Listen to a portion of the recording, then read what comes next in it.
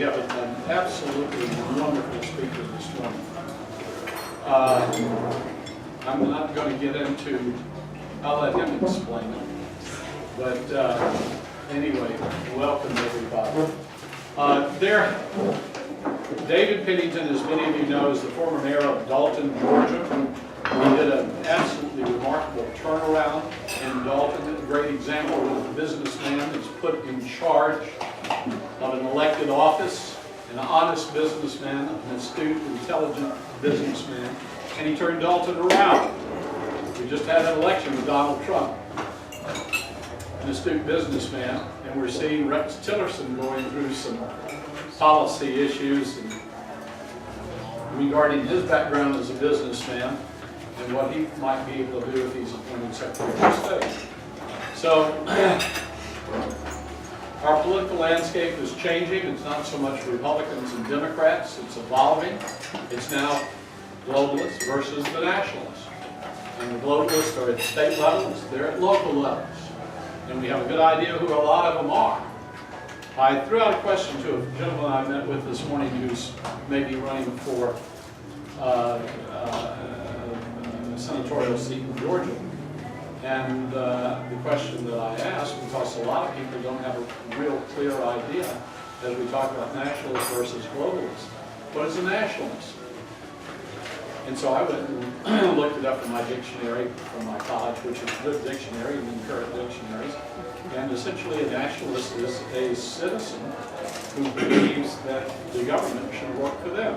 What a strange concept. You know, that's the embodiment of our Constitution. So we hear in the news, they say, oh, he's just a nationalist. He's a nationalist. Well, yeah, okay. But nobody ever explains it when we're talking heads on TV to clarify it to the viewers. And a globalist is just the opposite. In this recent election, we found that the globalists are the Bushes, the Clintons, and the Obamas. And we had our suspicions about that, and we talked among ourselves, but now we know it's true. It's all come out in the open. When before we said so-and-so's a globalist, oh, you're a conspiracy. No, we now know that that's nonsense. So, I say all of this as a way of introduction to David Pennington, who a lot of us are politely twisting his arm to run for governor. Politely. Well, we may have to go to the old darkened back room, smoke-filled room. Nevertheless, David is a Madison Forum member. And I'm honored to introduce David again to our organization. You all well know him. David, thank you very much. Thank you, Michael. This really is for me after I talk or whatever that showed that there is a way to change America. And as Donald Trump says, make America great again. But I want to preface my remarks with this. In unison with a lot of our college campuses, this is not a safe zone. I may offend everybody in this room, so I'm warning you up front. If you're going to be offended, you may want to go ahead and leave. But I also would be remiss, how many people are in here live in Cobb County? I know some of you Cherokee, most of them are Cobb County. If we didn't thank y'all for what you've done for this country over the last couple of years, maybe you don't realize you've done this for the country. In this century, sports stadiums in America has cost the U.S. taxpayers about $3.9 billion in these federal bonds that have been issued. The places like Utah, who has no sports stadiums, have to pay their part of their federal income tax paying for that. Cobb County, y'all elected to do something stupid on your own. Thank y'all for not spreading it to the rest of us, whatever this crony capitalist idea that sports stadiums. We never elected. It was a mandate. Well, exactly. But anyway, we thank y'all for doing that. And what I'm talking about today, really, the topic was how Trump and how that relates to how we're going to make America great again. And I really believe, the hats were cute and all that about making America great again. And I know you got some flack about that when the other candidate and other people, Obama included, say America's already great. Well, we really aren't. Now, are we better than everybody else in the world? There's no doubt about that. But in a world of shrubs, you don't have to be a very tall tree to stand out. That doesn't make you great. Now, we're in a country now, everything's great, everything's wonderful, everybody's a superstar. It's amazing, you know, how many, everybody's a superstar that scores a touchdown. You know, 30, 40 years ago, if you weren't Hank Aaron or Babe Ruth, you were not a superstar. Now we got thousands of superstars because everybody in this country gets a trophy. That's right. 6 years old or whatever. But anyway, really to me, the operative thing that made Donald Trump the winner was, first of all, most of America understood that the fix is in. And the fix is in, everybody thinks just in the federal government. The fix is in state government, the fix is in Cobb County, in Dalton. And the reason the fix is in because the people who control all that have been allowed to control all that. You say you're a Republican, Republicans lined up and voted for whoever Republican is or was. You're a Democrat, you line up and you vote for whoever the Democrat is or was. So it's pretty easy to fix a system like that. Everybody knows what he means, what the fix is in from the federal government standpoint. You were talking about globalism with this so-called free trade. Now I am a free trader. China's not a free trader. Japan's not a free trader. Korea's not a free trader. They took advantage of our so-called belief in free trade, and the people at the top, whether they be Goldman Sachs, whether it be J.P. Morgan, whether it be General Electric, you know, they're not free traders either. What they want, and the XM Bank's a good example of that, they want the fix in for them. And that's exactly what's happening. If you're Walmart, you want the fix in for them. And everybody understands that part of it. What I want to concentrate more on is at the state and local level where the fix is in. Because I'll assure you of this, we have a lot more influence on what happens in Atlanta or in Marietta or in Canton or in Dalton than we do in Washington, D.C. And Trump's whole method behind his madness will fail if we can't make Atlanta, Cobb County, Dalton great again, or great for the first time. Because everything goes from the bottom up. And let's just look at our own state where the fix is in. And we've been told now for how many years we're the #1 state in America to do business. And if you say that long enough, and John and I had to go up Highway 5, whatever, and I said, here's one of the richest counties in Georgia, if not the richest. And look at all this for sale signs, all these rundown buildings in Cobb County. We're expecting in Dalton. We got a lot of rundown buildings in Dalton. You go to South Georgia, it's looking like a third world country. And I'm sitting there thinking, well, if we're the #1 state in America to do business, how come the rest of America in this century, is GDP's grown by over 30%, and Georgia's grown by 15%? How come we rank 50th out of 51 states, including D.C., in median income growth? That's the #1 state in America to do business. But people keep saying over and over again, we must be. And let's just look at one thing that we do in this state that everybody thinks must be making us rich, the movie industry. And the real problem with that movie industry, it's one thing which I'm not for, when you attract an industry or a company or whatever into a state and you abate their taxes that they would have paid if they were in the state, but if they weren't here, you wouldn't have collected the taxes either. But that's not what we're doing with the movie industry. They're taking Georgia businesses' profits, taxing our profits to give to them to invest up to 30% in their enterprises. Do you realize that? You're not abating their taxes. You're taking your tax money and giving it to a Hollywood studio, London studio, and they're writing them a check. They get 30% back in tax credits for everything they invest in their movies. And part of that 30% cost could be a $500,000 a year producer that lives in Hollywood. Doesn't even live here. Well, obviously, we're giving them so many tax credits, more than any other state in America, they can't use them all. However, they're allowed to sell them. And they are. 90 cents, 95%, GE, to whoever who would already be paying taxes here. They're buying those tax credits off their Georgia state income tax. So we talk about the fix is in Washington, D.C. The fix is in Atlanta, Georgia. Another place where the fix is in, we know we've got a very poorly educated population in Georgia. One of the poorest educated in the country. Our school systems, for the most part, rank in the bottom 10 in almost everything.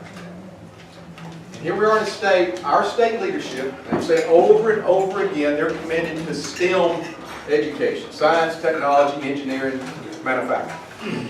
We got to educate our Georgia kids to be competitive. And then we got, I'm going to pick up Leroy's institution, Georgia Tech. I read where Bud Peterson said we shoot for having up to 60% of our kids coming from Georgia. And when he said he's shooting for up to 60%, it means he's probably falling well under. And every day, every year, we have Georgia kids who've grown up in Georgia, their parents pay taxes in Georgia, who could do the work at Georgia Tech, turned away for a Chinese communist child because he's going to pay 3,000 tuition. But your leadership says we're into this STEM education. It's very, very important to Georgia. However, you can't go to our premier technical Georgia Tech because they need their 3,000 tuition to make sure their administration is paid $1 million a year, $600,000 a year, $400,000 a year, whatever it is. And in most cases, professors aren't getting these salaries. It's administration. You got administrators in Georgia, Georgia universities. They have one person under it. And not just to pick on Georgia Tech, I'll pick on the University of Georgia, my alma mater. We read last year they have this scandal where one of the VPs there basically stole money from the university. And they covered it up, kept paying her salary, telling her, you won't have to get another job. You can't stay here, but we're going to protect you until you get this job. Well, she ended up getting the job at the University of Louisville, making twice that amount of money. However, thank goodness, Channel 2 News, WSB does do some good. And they investigated, brought it to light. She lost her job there, but also the Attorney General, or then the Attorney General, decided he needed to prosecute this. Well, it turned out that the president of the University of Georgia knew this was going on, had covered it up for so long, he said, we can't even make a case against you. So you think the fix is just in Washington, D.C.? And Barack Obama doing all this? Georgia Republicans doing this. And the University of Georgia, the last I looked, they have 31% space utilization rate over there, which is the lowest in the state, and they're still building. But we doubled tuition on Georgia kids over the last decade. And we're saying we need a better education system in Georgia.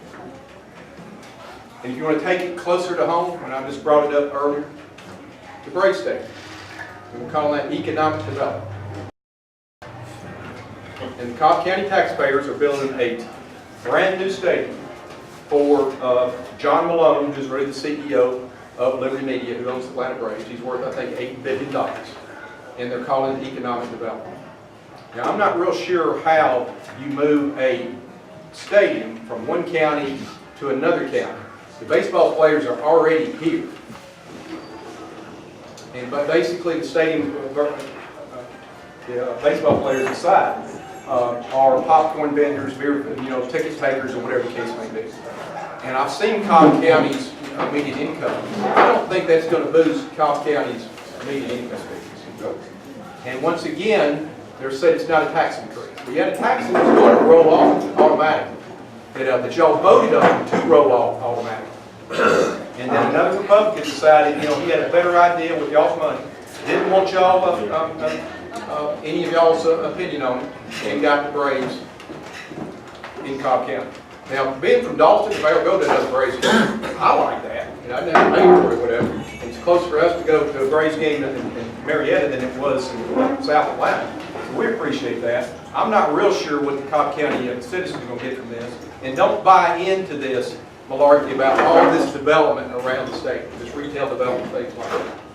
Well, if you look at Georgia's income numbers and our GDP growth, all you're going to do is move that retail business from town center or somewhere else to the new Brave Stadium. It's not going to increase anything. So if you're waiting for the boom, sort of similar to the port deepening or whatever, you're going to be waiting a long time because it's just not that easy.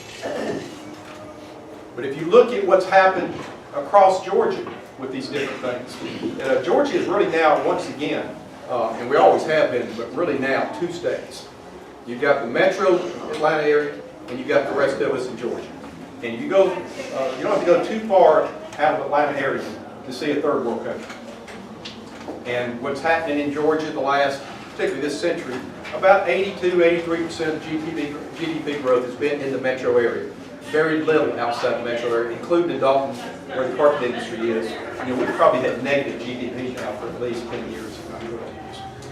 And when you see a state legislature at the governor's behest pass 2 large tax increases over the last 5 years, who that hammered the most was the poor areas of Georgia, particularly those of us that are bordering states like Tennessee, Alabama, and Florida. Tennessee and Florida have no state income tax. And I don't think it's coincidence that Tennessee's, who most of their revenues come from the sales tax. You know, their sales tax revenues last year grew about 5 times Georgia's. Our sales tax now in Georgia, the collections have been flat for 3 years, which is really the real economy because the consumer is about 70% of the economy.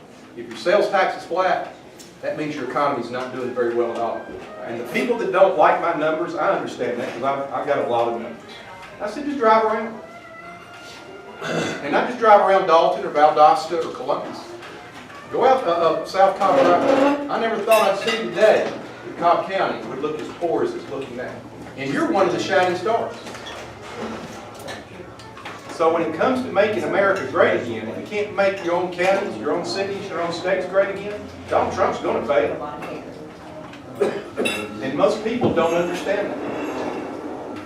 And, you know, we're locked in a battle at the moment in Dalton with both school systems, county government, and city governments. They're all broke. They're all increasing their taxes on people who have gotten far poorer over the last 10 years than what we were before. And that's no fun when you go to those meetings because when you get involved in state politics or particularly national politics, you're probably not going to offend anybody. But when you get involved in your local politics, you're going to offend a whole lot of people. Maybe your school teacher neighbor, maybe your deputy sheriff neighbor, and it may be your city policeman neighbor. But if you can't control spending in your own backyard, don't waste time with Atlanta or Washington, D.C. because you're not going to do it. And most people do not want to get involved at the local level. But if you do that, I'll assure you, it flows uphill. It doesn't flow downhill. Because if you look at most of your politicians, where did they start? They started at some local office most of the time. And then if you want to look at how you wreck a state government, just look at what the Republicans have done. You can see a blueprint of how to wreck a state government as far as being able to deliver services. Because obviously there's always been some cronyism involved in the things like that. This administration is taking it to a whole new level. And once again, I'm going to pick on maybe one of y'all's friends, Sam Owens. Pick away. In Dalton, we have a state school up there. We had an interim president for like 16 months. And at that same time, of the 20, I think at 33 schools, I think, there were 32 schools in the state university system. There were like 12 that had interim presidents. It took them forever to fill that position. And then suddenly the 3rd largest state university in Georgia comes available. And they pick the president in, what, 30 days? 30 days. Whatever the thing was. No other candidates that we know of. Now he might have been the best candidate. I have no idea. But you don't have a school that size. You don't have a national search. Now I wonder why they wanted him. Well, we had to get him out of the Attorney General's office to appoint once again another crony as the new Georgia Attorney General. Unqualified crony is that. It's the Georgia Constitution. Somebody mentioned the Constitution says that you got to have, I think, 7 or 8 years an active law license. He hadn't had an active law license in 7 or 9 years. But, not to worry, the governor said we checked with the Georgia Bar Association and they said he's qualified. Right. Good place to go. Right. What do you think that does to all the people doing the real work in state government when you do that? Those of us in private business, we know when we promote somebody above somebody else that's incompetent, it kills the whole organization. And you wonder why we can't get food stamp checks out on time? And you wonder why, 60-40 voted against the takeover of the schools? They realize we're in a state that runs one of the most dangerous prison systems in America. And now suddenly we want that same office to take over the school system. But this is where he was right. We're not running our own school systems. Corporate America. It's meant for local control. How much local control is there in the local school systems? How many people go to these school board meetings demanding things? Because the local people gave up the local control. We allowed this to happen, let the government do it. I don't have time, I don't have the inclination, or I don't want to make anybody mad. Well, Trump's not going to make America great again in the America that we see right now. Now, are we better than the rest of the world? No doubt about that. But look at the rest of the world. I remember having a heated discussion with one of my friends about 12 years ago about, he says China's going to take over, America will take over the world, their economy's so wonderful. And I said, yeah, they're doing real well right now. But as long as they keep the government they have, they're going to hit a wall. And guess what? They hit a wall. That's why oil prices have dropped like a rock. Not just because of fracking, because the Chinese demand's not there anymore. If you look at a lot of areas that have a lot of recycling, the prices for recycling have nosedived. Because once again, China's not buying all the recycled materials anymore. Japan, we're not going to have to worry about their competition by 2050 or 2060 because they're just going to disappear. They're getting so old, they're not letting anybody in the country, the birth rate's negative, they're just going to disappear.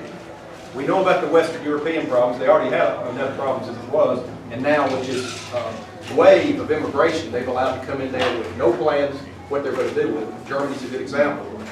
There are no competition whatsoever. So yeah, we can limp along and do very, very well compared to the rest of the world. But is that great? No, is that great?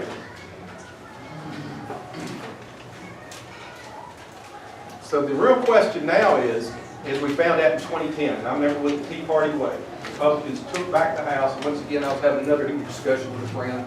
He was part of it. He said, hey, everything's wonderful. Tea Party won at taking over the House. And I said, well, if I remember correctly, the Republicans had everything starting in 2002, the White House, both houses of Congress. How'd that work out? We ended up electing Barack Obama as president because of their favorites. And I'm asking, again, once again, Donald Trump, and number one, the first thing we've seen from Donald Trump, which I love because I am almost totally invested in the stock market. This has been a wonderful moment. He hadn't done anything else. I love him at the moment for that. And then we were told that if he won, he was going to nosedive. Right. But all the investors realized, hey, deregulation, tax cuts, EPA hopefully will just disappear, which you won't, but obviously they're going to have serious handcuffs put on. And so they said this could be good. It could be really good. But it'll be a failure if the rest of America doesn't understand that they've got to stand up locally, state, with their own congressman. Tom Price has been appointed now to the HHS, but I thought, this is interesting. We'll see what happens in Georgia with that seat. I want to make sure I got these numbers correct. The three leading candidates are Beach, Hill, and Chuck Martin. Hill was in Dalton, when was that, John, like 2 months ago? Remember, he was on the tax committee. Oh, yeah. Talking about, once again, eliminating the state income tax. We knew it was just politics again. They weren't going to do that. These are the same people that voted for budget increases, every year for the last 6 years. They increased spending in the state by 50%, while they passed two of the largest tax increases in Georgia history funded. But they were once again politically run around the state acting like they're going to do something. But anyway, these three leading candidates have $1.3 million in campaign funds already in the bank. That's what makes them leading candidates. $1 million of it's coming from lobbyists. Where? Lobbyists. You got a handle on These three were in the paper. Martin's got 94% of his money came from lobbyists, and Beach 77% came from lobbyists. The fix is in. It's not just in Washington, D.C. It's in Atlanta, Georgia, Roswell, Georgia, Marietta, Georgia, where we're talking about. And if the people don't stand up and realize this is, once again, this is a real opportunity, as the 2010 Tea Party takeover was to Pittsburgh. This is once again a real opportunity for America truly to become great. But if we don't understand that, and the people don't understand that, and if all we do is come to meetings like this and meet with each other, as I told the Tea Party groups around Georgia when I ran for governor the last time, I said, what y'all do basically is, and I'm not leaving y'all in particular, I have no idea what y'all do outside this one. Y'all come, sit around people that already agree with each other, It's you feel comfortable with each other, discuss what Bill O'Reilly said last night on Fox, and then go back home and watch Bill O'Reilly until the next meeting. And most people in the room nodded their head, yeah, you're exactly right. And who we owe this to, for the most part, and some of you are younger, I'm looking at some younger faces, but a lot of you are my age, whatever. We've had our run. We've had a heck of a run. Our kids and grandkids, that's why I'm doing what I'm doing. They deserve better than this. Now, we also race them to get the trophy too, so it's we're going to have to leave them a whole lot better thing than what we're leaving them at the moment, because they don't know how to compete. They don't know what tough really is. I don't really know what tough really is. But if you look at the best explanation I had about the greatest generation, and this made a lot of sense. First of all, the greatest generation was raised during the Depression. They had to learn how to work together to survive. My generation, we don't want to work together. We're individuals. By God, it's about us, period. I don't want to work with anybody. I want all I can get. They said when some of these men went to basic training and got their first breakfast or whatever, they were in heaven. Lord, I've never had food like this. This is wonderful. And they're talking about going through basic training, how tough was it? He said, tough. I was shoveling hay on a Kansas farm for my father for nothing from daylight to dark. This is easy.